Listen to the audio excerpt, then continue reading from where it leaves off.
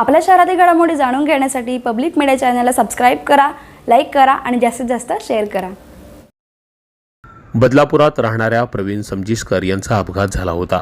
अपघातानंतर त्यांना बदलापूर पश्चिमेच्या सह्याद्री रुग्णालयात उपचारार्थ दाखल करण्यात आलं। डॉक्टरांनी प्रवीणचा ऑपरेशन करण्याचा निर्णय घेतला। यावेळी ऑपरेशनपूर्वी त्यांचा मृत्यू झाला। मात्र भुलीच्या इंजेक्शनच्या अतिरिक्त डोसमुळे त्यांचा मृत्यू झाल्याचा आरोप समजिस्कर कुटुंबियांनी केला होता। या प्रकरणी महाराष्ट्र नवनिर्माण सेनेच्या शहराध्यक्ष संगीता चेंदवनकर आणि समाजसेवक अविनाश सोनवणे यांनी आरोग्य विभागाकडे लेखी तक्रार केली होती। शिवाय बदलापुरातील होमिओपॅथिक आणि ॲलोपॅथिक डॉक्टरांना दवाखाने सुरू करण्याची परवानगी कोणत्या आधारावर दिली गेली आहे असा देखील प्रश्न त्यांनी उपस्थित केला होता। अशा हॉस्पिटलवर कारवाई करून ही हॉस्पिटल बंद करावीत अशी मागणी त्यांनी केली होती। त्यामुळे आता आरोग्य विभागाने या प्रकरणी सह्याद्री हॉस्पिटल आणि धनलक्ष्मी हॉस्पिटल या दोन्ही हॉस्पिटल संदर्भात द्विसदस्यीय चौकशी समिती गठीत करून त्यांचा चौकशी अहवाल सादर करण्याचे आदेश दिले आहेत। दुसरी अशी गोष्ट आहे की आशीर्वाद हॉस्पिटल असेल, सह्याद्री हॉस्पिटल असेल किंवा सिद्धिविनायक हॉस्पिटल असेल किंवा इतर बदलापूर शहरातील हॉस्पिटल असतील, यांनी बदलापूर शहरामध्ये कोविड नंतर अगदी मेडिक्लेम जर तुमच्याकडे असेल तरच तुम्हाला ऍडमिट केलं जाईल किंवा समजितकर कुटुंबावरती आज जी काही वेळ आलेली आहे अशा प्रकारची वेळ बदलापूर शहरातल्या अनेक कुटुंबांवरती यापूर्वी देखील आलेली होती। हे कुटुंब समोर आलं, पुढे आलं, बोलायला आलं, त्यामुळे ह्या प्रकरणाला आम्ही हात घातला। तर त्यानंतर बऱ्याचशा गोष्टी समोर आलेल्या आहेत। अगदी कागदोपत्री म्हणायला गेलात तर हे जे डॉक्टर्स आहेत, हे डॉक्टर्स आयुर्वेदिक हॉस्पिटल यांनी खोललेलं आहे आणि कोणाच्या तरी नावाखाली यांनी हॉस्पिटल चालू केलं आहे। यांच्या मागे कोणाचा नक्की वरदहस्त आहे, कुठला राजकीय पक्ष किंवा राजकीय नेता यांच्या मागे आहे हे सुद्धा शोधणं फार गरजेचं आहे। कारण बदलापूर शहर चौथ्या मुंबईच्या दिशेने वाटचाल करणारं शहर आहे आणि आरोग्य व्यवस्था ही पूर्ण बदलापूर शहरामध्ये आजच्या कंडिशनला तरी भयानक परिस्थिती आहे की लोकांना कुठे जावं हे सुद्धा आता समजत नाहीये। बदलापूर नगरपालिकेचं हॉस्पिटल जे आहे ते हॉस्पिटल डॉक्टर अंकुश यांच्या बदलीनंतर किंवा त्यांच्या रिटायरमेंट नंतर हे हॉस्पिटल बंद व्हायच्या कंडिशनमध्ये आहे। आरोग्य व्यवस्थेच्या संदर्भात मोठ्या प्रमाणावरती गलथान कारभार हा बदलापूर शहरामध्ये होतोय आणि त्यासाठी आम्ही नक्कीच आवाज उठवणार आहोत। संगीता चेंदवनकर यांनी बदलापुरातील हॉस्पिटल संदर्भात माहितीच्या अधिकारात ठाणे सिव्हिल सर्जनकडून काही माहिती मागवली होती। मात्र तो माहितीचा अर्ज आता व्हायरल होत असल्याचा गंभीर आरोप चेंदवनकर यांनी केलाय। अशा प्रकारामुळे आमच्या जीवाला धोका निर्माण होऊ शकतो असं देखील संगीता चेंदवनकर यांनी म्हटलंय। सर्वप्रथम मी सांगू इच्छिते की बदलापूर शहरात वेळोवेळी डॉक्टरांनी कोविड नंतर हा जो काही हेडोस घातलेला आहे त्याच्या संदर्भात आम्ही माहितीच्या अधिकाराखाली माहिती मागवली असता ती जी माहिती होती ती माहिती आम्ही ठाण्याचे जे सिव्हिल सर्जन आहेत त्यांच्याकडे मागवलेली होती आणि ती माहिती माझ्या नावाने मागवलेली होती। आज बदलापूर शहरामध्ये माहितीच्या अधिकाराअंतर्गत आम्ही जो काही अर्ज दिला होता तो अर्ज सगळीकडे व्हायरल झालेला आहे।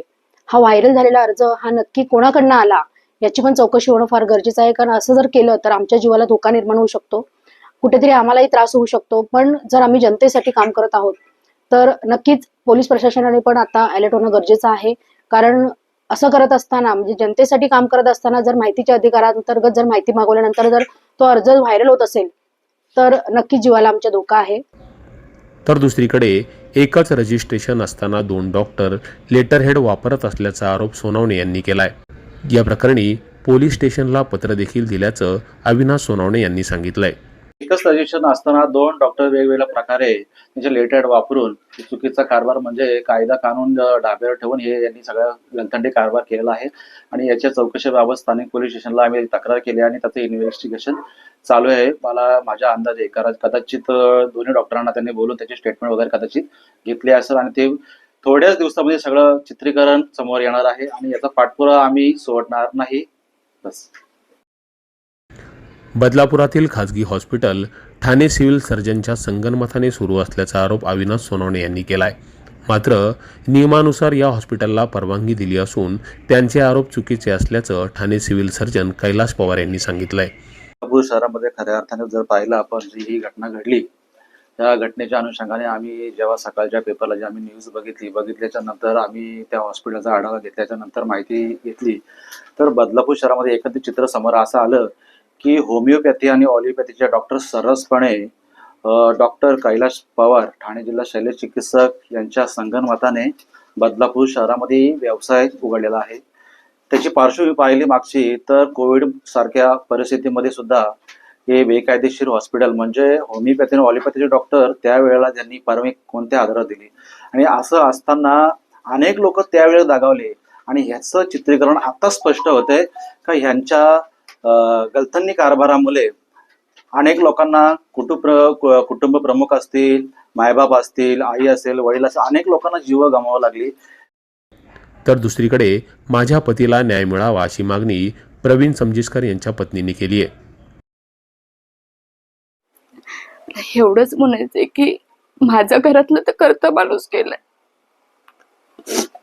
तर याची गोष्ट दुसरं कोणतरी असं नाही जायला पाहिजे घरातलं, म्हणून तो दवाखाना आम्हाला बंद करायचंय आणि माझ्या नवऱ्याला न्याय मिळालाच पाहिजे बस. बदलापुरातील या खाजगी रुग्णालयाच्या कारभारासंदर्भात संगीता चेंदवनकर आणि अविनाश सोनवणे यांनी अनेक तक्रारी केल्यानंतर आता प्रत्येक खाजगी रुग्णालयात ठाणे सिव्हिल सर्जनच्या पथकाकडून तपासणी केली जाणार आहे. तर जी चौकशी समिती गठीत करण्यात आलेली आहे त्या चौकशी समितीला सामोरं जाणार असल्याचं सह्याद्री हॉस्पिटल प्रशासनानं स्पष्ट केलंय. दरम्यान या सगळ्या प्रकरणानंतर आता बदलापुरातील खाजगी रुग्णालयात आरोग्य विभागाचं पथक येऊन तपासणी करणार आहे. त्यामुळे या खाजगी रुग्णालयांनी परवानगी घेताना काही गैरप्रकार केला असेल तर निश्चितच त्यांना कारवाईला सामोरं जावं लागेल. Public media, Badlapur.